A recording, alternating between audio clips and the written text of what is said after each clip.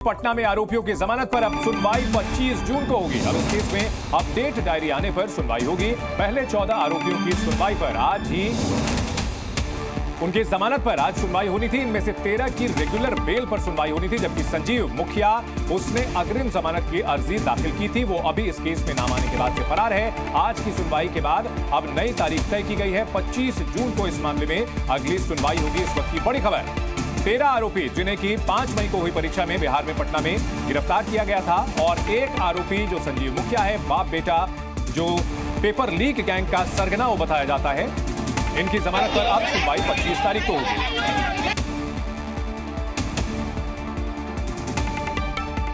और इस वक्त की बड़ी खबर आपको यह भी बता दें कि तेजस्वी यादव के पीएस से पूछताछ की जाएगी, क्योंकि जो आरोपी जिस गेस्ट हाउस में ठहरे थे वहां उस पीएस के जरिए उन्हें रूम मिलने के आरोप लगे हैं। वहीं 7 छात्रों को ईओयू इकोनॉमिक ऑफेंस यूनिट की ओर से दोबारा नोटिस भेजा जाएगा। ये वो छात्र हैं जिन 9 छात्रों को ईओयू ने नोटिस भेजा था, उसमें से 2 छात्र आए और बाकी के 7 छात्र नहीं आए। उन्हें अब दोबारा नोटिस भेजा जाएगा, कानूनी पहलू को ध्यान में रखते हुए। वहीं जी न्यूज पर नीट के 14 नटवर लाल, इस पूरी जानकारी खबर पर हम आपको लगातार अपडेट दे रहे हैं। एनटीए के काम की समीक्षा होगी, इसको लेकर के हाई लेवल कमेटी का गठन होगा।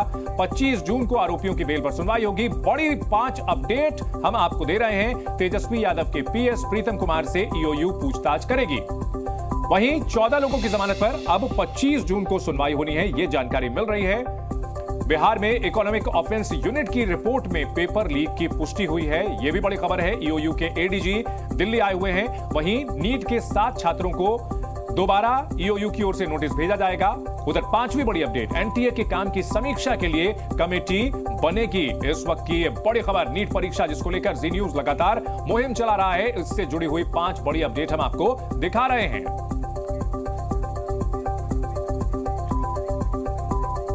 और इस बड़ी खबर पर हमारे सहयोगी लगातार हमें अपडेट दे रहे हैं। जी मीडिया संवाददाता रुपेंद्र हमारे साथ जुड़ चुके हैं। रुपेंद्र, नई तारीख मिली है 14 आरोपियों के इस जमानत को लेकर के, क्या जानकारी है इस पूरे मामले पर?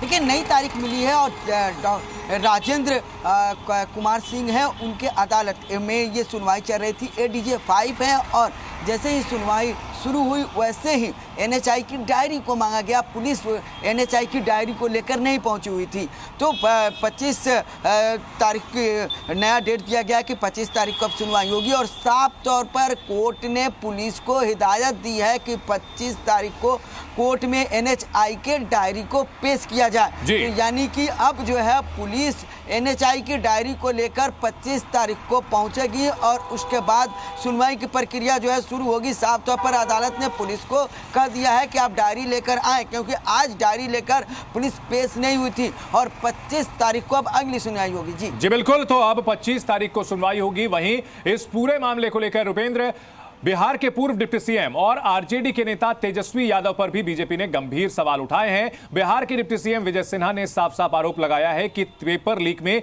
तेजस्वी के पीएस का हाथ है। हालांकि आरजेडी इन आरोपों को बेबुनियाद करार दे रही है और कह रही है कि ध्यान भटकाने के लिए इस तरह के आरोप लगाए जा रहे हैं।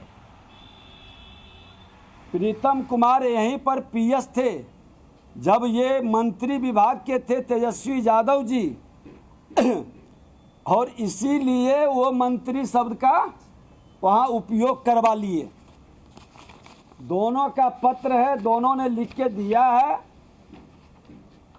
कि ये पहला दिन हमने इग्नोर किया, दूसरा दिन फिर फोन 2-3 बार किए तो हमने उसको बोल दिया बुक करने के लिए। लेकिन मजे की बात है कि आवंटन लेटर नहीं निकला।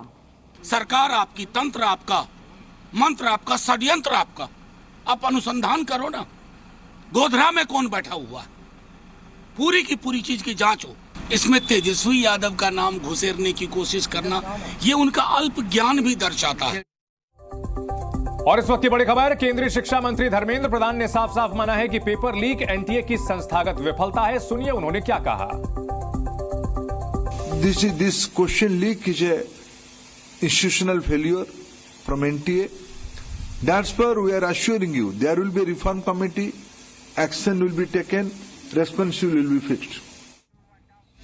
वही पेपर लीक पर जबरदस्त सियासत हो रही है। राहुल गांधी ने पीएम से तंज भरे लहजे में सवाल किया कि इजराइल गाजा का युद्ध रोक दिया, लेकिन पेपर लीक क्यों नहीं रुक रहा।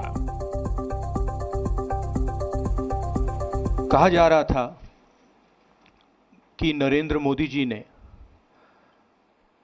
यूक्रेन की लड़ाई रोक दी थी। मतलब एक ऑर्डर देके जो रूस और यूक्रेन के बीच में लड़ाई चल रही थी उसको रोक दिया था, ब्रेक लगा दी थी। इजराइल और गाजा के बीच में जो लड़ाई चल रही थी उसको भी नरेंद्र मोदी जी ने रोक दिया था।